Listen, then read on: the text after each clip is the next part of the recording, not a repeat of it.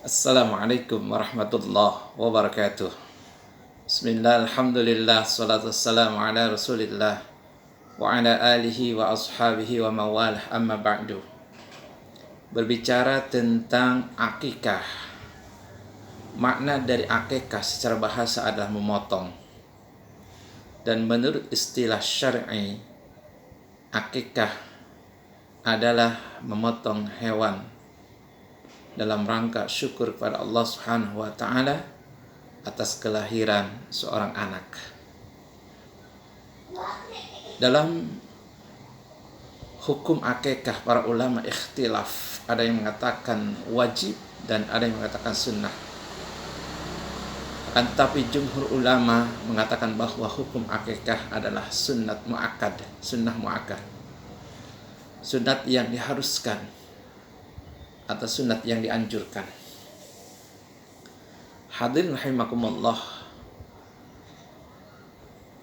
di dalam hadis riwayat dari sahabat Buraidah radhiyallahu an, bahwa dulu di zaman jahiliyah, masa-masa jahiliyah, orang-orang Arab jahiliyah pun melakukan akikah.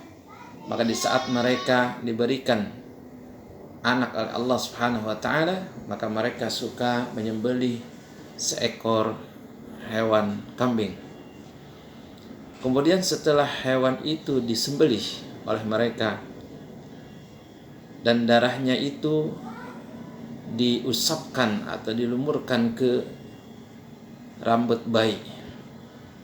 Setelah rambut bayi ini dibasahi dengan darah dari hewan yang ia sembelih, kemudian telinga dari bayi tersebut ditutupin dengan kapas yang sudah dikasih dengan darah. Ketika Islam itu datang dan Allah mengutus baginda Rasulullah Sallallahu Alaihi Wasallam untuk menyampaikan agama, maka kebiasaan orang-orang Arab jahiliyah itu dirubah oleh Nabi Sallallahu Alaihi Wasallam. Yang tadinya si rambut bayi dilumurin dengan darah dari hewan yang dia sembelih, maka oleh Nabi diganti rambut bayi itu dilumurin dengan minyak za'faron atau minyak wangi. Sehingga ini yang suka kita lakukan, ya. Maka ketika menimbang bayi atau mau mencukur bayi, maka ada sebuah mangkok yang sudah diisi dengan air, kemudian dikasih bunga-bungaan, ya, bunga-bunga yang wangi. Ini dalam rangka pengkiasan, ya. Dan biasanya suka disemprotkan minyak wangi ke kita. Maka itu dalam rangka pengkiasan yang oleh Nabi, ya, dilakukan dengan penggantian yang tadinya si rambut bayi dilumuri dengan darah, maka sekarang dilumurin dengan minyak wangi atau minyak za'faran. Ini yang dilakukan oleh Nabi Sallallahu Alaihi Wasallam. Hadirin rahimakumullah, yang paling penting adalah bahwa bagi kita sebagai orang tua yang diberikan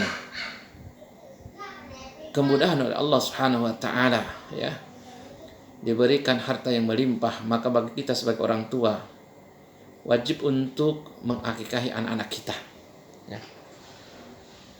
Kalau toh dulu di saat si anak belum bisa kita akikahi karena misalkan faktor ekonomi, kalau misalkan sekarang kita sudah mapan, ekonominya ada, maka bisa akikah dilakukan di saat anak ini sudah dewasa.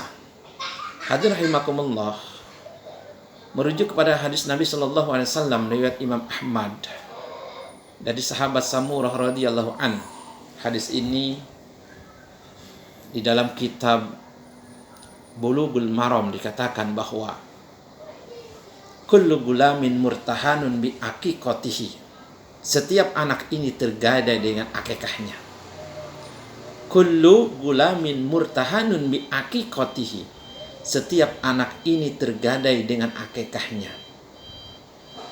Tuzbahu anhu yawma sabi'ihi, maka disembelihlah hewan bagi si anak tersebut dari kelahiran 7 hari. Di saat anak ini lahir, ya, usia 7 hari dari kelahirannya, maka secara syariatnya adalah pada saat 7 hari dari kelahiran anak tersebut, maka kita mengakikahi si anak tersebut.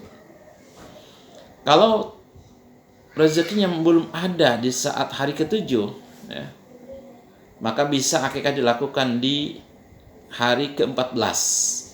Begitupun di hari ke-14 rezekinya belum ada, maka bisa dilakukan akikah di hari ke-21. Atau di hari ke-21 pun belum ada rezekinya, bisa dilakukan di hari-hari selanjutnya. Ya, bisa di hari ke-40 atau ketika anak ini usia 2 bulan, 3 bulan, atau 4 bulan dan selanjutnya. Hadirin rahimakumullah, maka setelah disembelih hewan untuk akikah, tuzbahu an yauma sabi'i, di hari ke-7 hari kelahirannya, wayuh laku, kemudian rambutnya dicukur. Maka si rambut bayi dicukur, digundulin, ya, kemudian rambutnya dikumpulin. Setelah digundulin, dikumpulin, kemudian rambutnya ditimbang. Dan setelah ditimbang, ditimbang berapa banyak tuh rambut bayinya itu. Kalau misalkan rambut bayi ini beratnya 1 gram, itu bisa ditukarkan dengan harga emas, ya. Kalau sekarang harga emas 800.000 misal, maka si rambut bayi yang sudah ditukarkan dengan harga emas tersebut, 800.000, kalau misalkan 1 gram, maka 800.000 itu kita sedekahkan kepada fakir miskin. Setelah wayuh laku wayuh sama, kemudian diberi nama yang baik. Nama ini adalah doa, hadirin rahimakumullah. Jadi jangan kita asal memberikan nama, tapi kasih anak kita nama yang baik, yang artinya bagus, ya, seperti Abdul Latif. Itu maknanya seorang hamba yang lembut. Mudah-mudahan dengan dikasih nama, ya, panjangan Abdul Latif ini, ada nama Abdul Latif, maka hatinya itu mudah-mudahan bisa lembut, gitu ya. Atau dikasih nama Hasan, Husain, maknanya kebaikan. Jadi jangan asal memberikan nama, karena nama ini adalah mempengaruhi terhadap si anak tersebut. Dan itu merupakan doa bagi orang tua. Ketika orang tua memberikan nama yang baik, maka insyaallah ta'ala si anak tersebut pun akan baik dan akan menjadi anak-anak yang salih dan salihah. Hadirin rahimakumullah. Maka bagi kita sebagai orang tua, ya, salah satu kewajiban kita ketika anak ini sudah lahir ke alam dunia, maka bagi kita sebagai orang tua, silahkan untuk mengakikahi anak-anak kita. Kalau emang rezekinya belum ada, maka bisa nanti kita menunggu di saat rezekinya sudah ada. Dan anak ini adalah titipan dari Allah Subhanahu wa taala yang wajib kita jaga. Yang wajib kita jaga, ya, dengan sebaik-baiknya. Jangan sampai titipan Allah ini kita sia-siakan. Subhanallah. Karena anak ini adalah kunci surga bagi kita. Subhanallah. Ketika anak-anak kita soleh, anak-anak kita baik, maka insya Allah ini akan memberikan kebahagiaan bagi kita sebagai orang tua.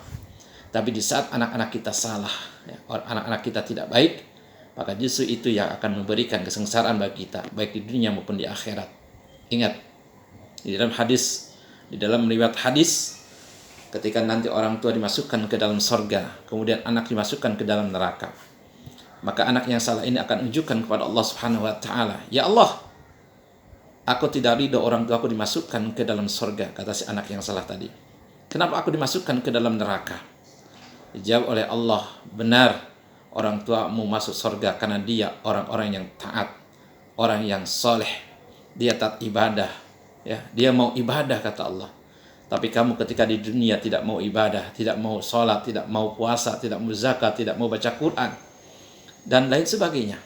maka saat ini pantaslah orang tua dimasukkan ke dalam surga, kamu masuk ke dalam neraka. Apa jawaban seorang anak? Ya Allah, benar, orang tua saya dia taat ibadah ketika di dunia, tapi mereka tidak pernah menyuruh saya, ya, mengajak saya, mengingatkan saya, kata si anak tersebut. Subhanallah. Dengan dakwaan seorang anak yang salah ini, yang tadinya orang tua akan dimasukkan ke dalam surga, akhirnya apa? Ditarik kembali masuk ke dalam neraka bersama anaknya. Nauzubillah min dzalik. Sebaliknya, ada orang tua yang dimasukkan ke dalam neraka dan sang anak ini masukkan ke dalam surga. Maka si anak yang masuk ke dalam surga ini pun akan menunjukkan kepada Allah, ya Allah, aku tidak ridho, aku tidak rela ketika orang tuaku dimasukkan ke dalam neraka. Kenapa aku masuk surga sendirian, ya Allah? Aku pengen masuk surga bersama orang tua saya, ya Allah. Aku bisa seperti ini, kata anak yang soleh. Bisa baca Quran, bisa menghafal Al-Quran, mau sholat, mau puasa, mau zakat, dan sebagainya. Itu berkat didikan orang tua saya ketika di dunia, ya Allah. Maka dengan dakwahan seorang anak yang soleh ini, akhirnya apa? Si orang tua yang tadinya akan dimasukkan ke dalam neraka, dan akhirnya orang tua tersebut dimasukkan ke dalam surga bersama anaknya. Subhanallah. Ini yang kita inginkan. Mudah-mudahan kita diberikan keturunan yang soleh dan solehah, ya. Diberikan keturunan yang soleh dan solehah. Dan yang ini akan memberikan kebahagiaan bagi kita di dunia dan maupun kebahagiaan di akhirat. Barakallahu li wa lakum. Wallahul muwaffiq ila aqwamit thoriq. Wassalamualaikum warahmatullahi wabarakatuh.